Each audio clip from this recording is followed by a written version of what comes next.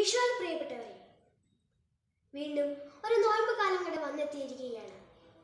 എളിമയുടെയും പ്രായശ്ചിത്തത്തിന്റെയും അടയാളമായ ചാരനെറ്റിയിൽ പൂശി നാം നോമ്പ് കാലത്തിലേക്ക് പ്രവേശിച്ചിരിക്കുകയാണ്. സ്വയം ഒരു മരുഭൂമി സൃഷ്ടിക്കുകയാണ് നോമ്പിന്റെ ധർമ്മം. ആ മരുഭൂമിയിൽ 40 ദിവസം ചെലവഴിച്ചാണ് ക്രിസ്തു തന്റെ പരിസ്ഥിതി ജീവിതത്തിന് മുന്നൊരുക്കം നടത്തിയത്. ഭക്ഷണം ഉപേക്ഷിക്കുക മാത്രമാണ് ഉപവാസം എന്ന കാലാകാലങ്ങളിലുള്ള സ്ഥിതിക്ക് ഒരു മാറ്റം വരുത്തുകയാണ് ക്രിസ്തു ഇവിടെ ചെയ്തത്.